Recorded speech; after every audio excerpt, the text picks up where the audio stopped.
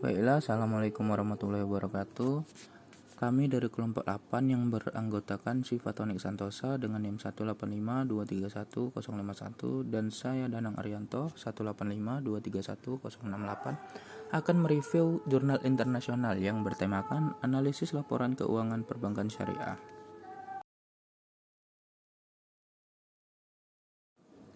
Jurnal yang pertama yaitu berjudul Analisis Laporan Keuangan dalam Menilai Kinerja Keuangan Perusahaan pada Bank Perkreditan Rakyat atau BPR Danaraya Manado. Yang penulisnya yaitu Wilna Veronica Robuisa, Tresjeruntu, dan Heince Wokas. Yang mana jurnal ini diterbitkan oleh Jurnal Riset Akuntansi Going Concern. Dalam suatu perusahaan juga diperlukan analisis terhadap laporan keuangan untuk mengetahui kemampuan perusahaan dalam mengatasi masalah-masalah keuangan perusahaan serta pengambilan keputusan yang cepat dan tepat. Perkembangan posisi keuangan mempunyai arti yang sangat penting bagi perusahaan untuk menilai baik atau tidaknya suatu perusahaan dan tidak hanya dinilai dari keadaan fisik perusahaan, namun faktor terpenting yaitu dapat menilai perkembangan suatu perusahaan yang terletak pada unsur keuangannya. Analisis laporan keuangan adalah hasil terakhir dari sebuah proses akuntansi yang memberikan gambaran tentang suatu keadaan dari posisi keuangan, hasil usaha, serta perubahan dalam posisi keuangan suatu perusahaan. Laporan keuangan juga merupakan kesimpulan dari pencatatan transaksi yang dilakukan oleh suatu perusahaan. Analisis laporan keuangan menggunakan perhitungan rasio-rasio agar dapat mengevaluasi keadaan finansial perusahaan di masa lalu, sekarang, dan masa yang akan datang. Rasio-rasio tersebut dapat dihitung dengan didasari sumber datanya yang terdiri atas rasio neraca dari data perusahaan tahun 2014 pada kas dengan jumlah 100,92, pada tahun 2015 dengan jumlah 289,010, dan pada tahun 2016 sebesar 181,821.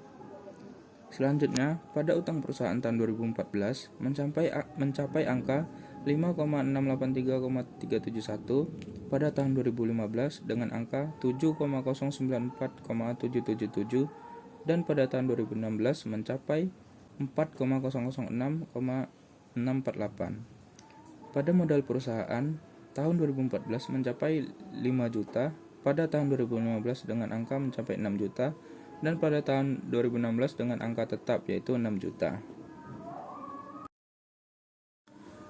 Dengan jumlah rasio-rasio laporan laba rugi yang disusun dari data yang berasal dari perhitungan laba rugi dan rasio antar laporan yang disusun berasal dari data neraca dan laporan laba rugi.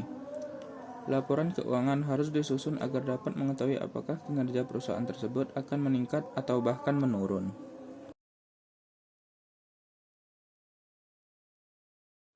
Jenis dan sumber data.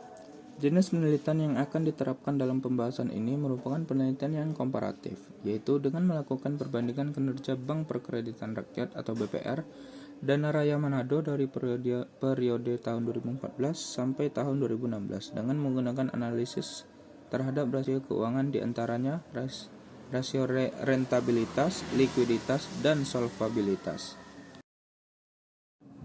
Metode analisa. Metode analisa data yang akan digunakan dalam penelitian ini adalah deskriptif kuantitatif, yaitu analisis yang mendasarkan pada perhitungan untuk mengetahui tingkat dari likuiditas dan profitabilitas dan sebagai dasar atas pengambilan keputusan. Data yaitu berupa laporan keuangan yang dianalisis dengan rasio keuangan sebagai dasarnya yang diperlukan untuk dapat memperoleh informasi untuk perkembangan perusahaan pada masa yang akan datang. Hasil analisis dan pembahasan. Berdasarkan hasil penelitian, informasi mengenai tingkat likuiditas, solvabilitas, dan profitabilitas yang mempengaruhi posisi keuangan dan kinerja bank harus diukur untuk mengetahui sejauh apakah tingkat efisiensi keuangan bank. Karena itu, perlu dilakukan analisis untuk keuangan bank sesuai informasi keuangan yang disajikan dalam laporan keuangan bank yang tersedia.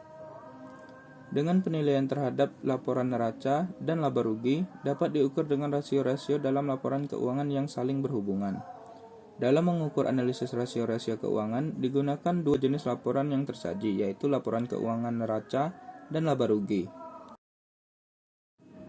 Berikut ini disajikan analisis keuangan terhadap laporan keuangan Bank Perkreditan Rakyat atau BPR Dana Raya Manado berdasarkan informasi laporan keuangan untuk mengukur efisiensi keuangan bank dengan menggunakan analisis dari rasio likuiditas, solvabilitas, dan profitabilitas, yaitu sebagai berikut. Yang pertama yaitu quick ratio. Hasil perhitungan dari nilai quick ratio pada BPR Dana Raya Cabang Manado tahun 2014 dan 2015 mengalami penurunan dari persentase 62,02% pada tahun 2014 mengalami penurunan sekitar 2,48%, yaitu menjadi 59,54% pada tahun 2015. Dikarenakan terjadi penurunan pada aset tunainya, kemudian pada tahun 2016 terjadi kenaikan pada deposito sebesar 4,6% menjadi 60%. Dengan nilai dari quick ratio dari tahun 2014 hingga 2016, BPR Dana Raya Manado masih mampu memenuhi kewajiban pada deposannya. Yang berikutnya itu loan to deposit ratio.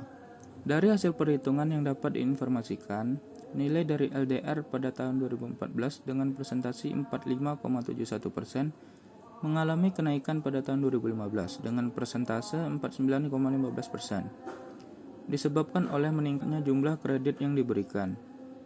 Dan pada tahun 2016 kembali menurun pada persentase 45,61%.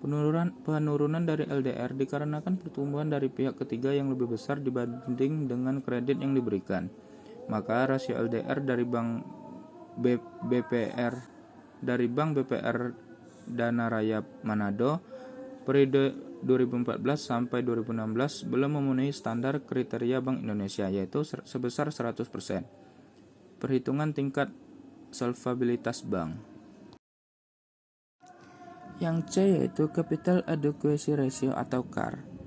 Dari hasil perhitungan yang diinformasikan, dapat dilihat nilai dari CAR pada Bank Perkreditan Rakyat Dana Raya Manado pada tahun 2014 dengan persentase 15,43% dan kemudian meningkat pada tahun selanjutnya 2015 dengan persentase sebesar 18,46% dan kembali naik sedikit dengan persentase 18,47% pada tahun 2016.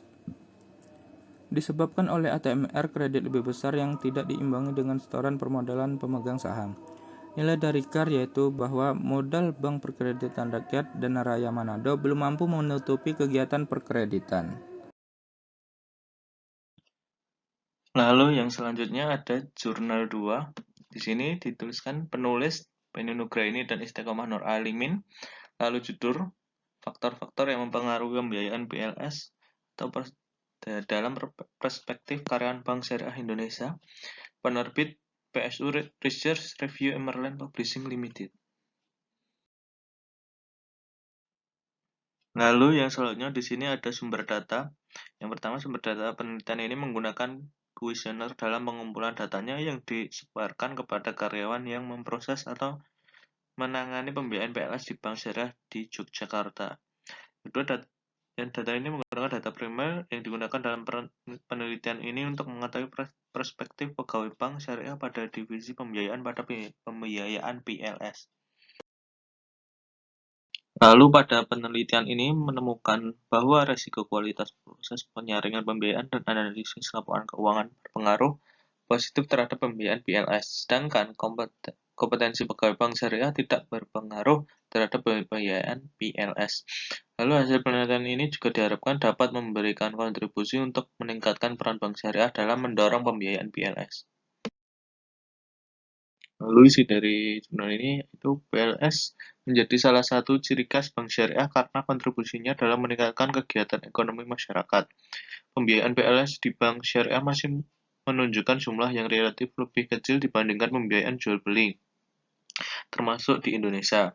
Lalu pembiayaan jual beli mendominasi pembiayaan yang disalurkan oleh Bank Syariah. Pada tahun 2018, presentasi PLS dan pembiayaan jual beli hampir sama, yaitu sebesar 45,4% untuk PLS dan 48,8% untuk pembiayaan jual beli. Jumlah pembiayaan BLS yang lebih kecil disebabkan oleh tingginya resiko yang melekat pada jenis pembiayaan ini. Resiko terjadi ketika penerimaan pembiayaan mengalami kerugian dalam usahanya sehingga tidak dapat memberikan bagi hasil atau bahkan tidak dapat mengembalikan pokok pembiayaan tersebut sehingga menimbulkan pembiayaan bermasalah atau NPF. Lalu bank syariah memiliki 3 tantangan dalam hal pembiayaan. Yang pertama, ada kecilnya jumlah pembiayaan BLS, yang kedua ada meningkatnya jumlah pembiayaan NPF, lalu yang ketiga ada kurangnya pembiayaan untuk usaha menengah dan besar. Penelitian ini diharapkan dapat memberikan kontribusi dalam pengembangan pembiayaan BLS pada bank syariah karena beberapa alasan. Yang pertama, pembiayaan BLS merupakan ciri khas bank syariah mengetahui faktor internal yang mempengaruhi, maka dapat mendorong bank syariah untuk membentuk sistem yang baik dalam menjaga dan mengelola pembiayaan ini.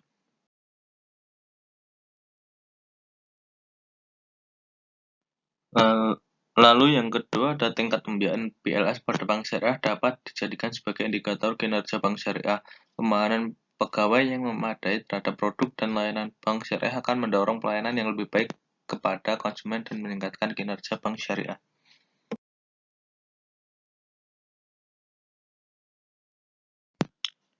Lalu terdapat beberapa jenis pembiayaan antara lain transaksi BLS dalam bentuk mudharabah dan musyarakah, transaksi sewa dalam bentuk ijarah atau sewa beli dalam bentuk ijarah muntahiyah bitamlik, lalu ada transaksi jual beli dalam bentuk murabahah, salam, dan istisna, serta transaksi pinjam berupa piutang card. Baiklah, mungkin cukup sekian yang dapat kami sampaikan. Mohon maaf apabila ada kesalahan. Kami akhiri. Wassalamualaikum warahmatullahi wabarakatuh.